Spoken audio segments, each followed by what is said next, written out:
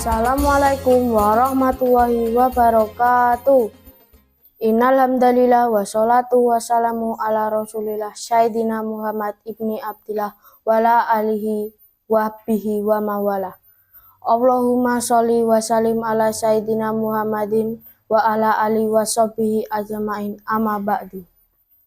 Marilah senantiasa kita panjatkan puji syukur kepada Allah Subhanahu wa Ta'ala, Tuhan yang Maha Kuasa atas segala limpah nikmat-Nya. Sholawat dan salam semoga selalu tercurahkan kepada baginda Nabi Muhammad SAW.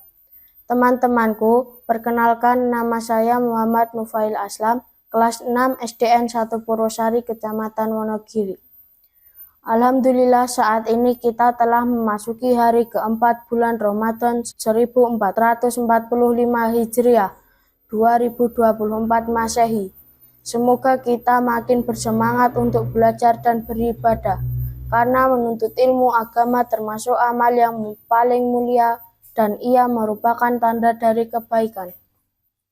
Teman-teman, kali ini saya akan menyampaikan kisah keteladanan Nabi Hud alaihi salam.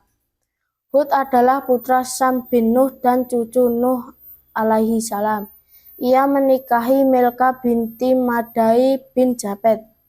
Hud diyakini menjadi orang pertama yang berkomunikasi menggunakan bahasa Arab. Mereka adalah bangsa Arab yang tinggal di gunung bebatuan terletak di negeri Yaman, antara Oman dan Hadramaut. Hud wafat pada usia 472 tahun dan dimakamkan di Bukit Pasir Merah di wilayah Hadramaut.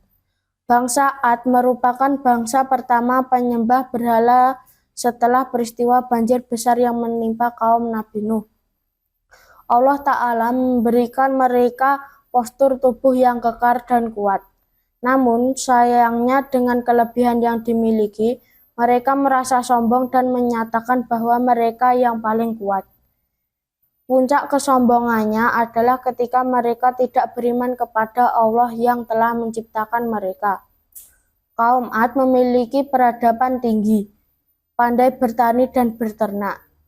Mereka tinggal di daerah yang sangat subur dan melimpah. Kekayaan ia pun banyak tiada terkira.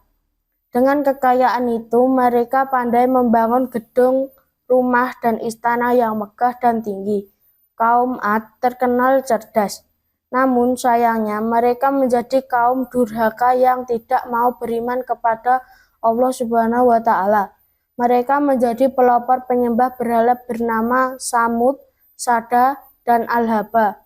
Mereka juga senang berperang dan menganiaya kaum yang lain.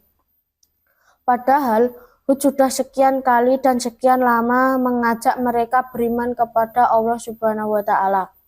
Karena itulah kemudian Allah Subhanahu wa Ta'ala menurunkan siksa bagi mereka.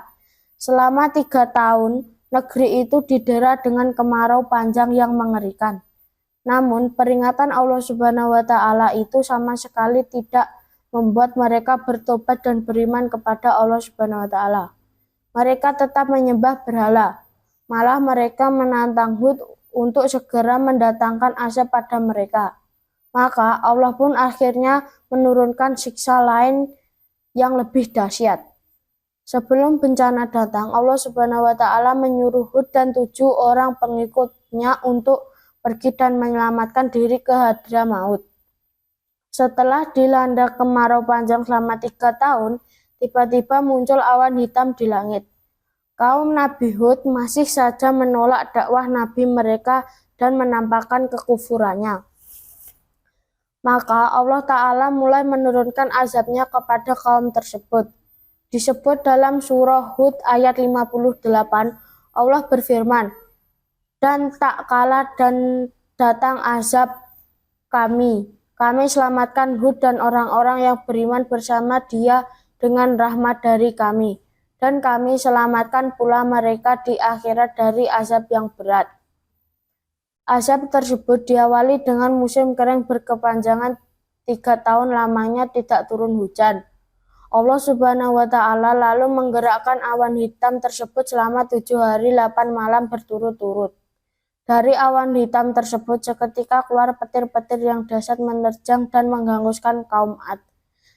Disusul kemudian angin topan yang amat dingin dan kencang.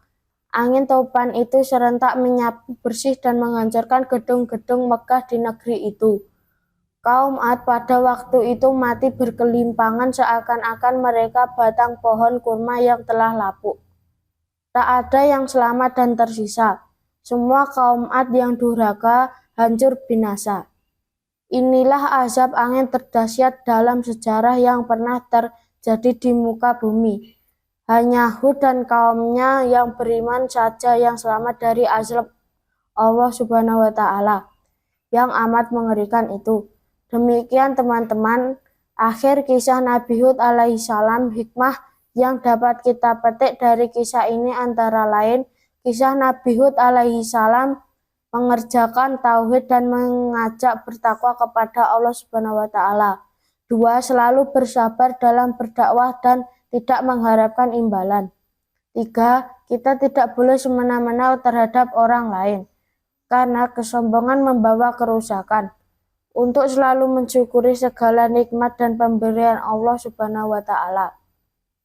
Semoga kisah Nabi Hud dalam mengajak umatnya beriman pada Allah Subhanahu wa Ta'ala ini dapat menjadi pengingat bagi kita untuk selalu taat kepada Allah Subhanahu wa Ta'ala, tabah dan sabar, serta menjadi orang yang pandai bersyukur.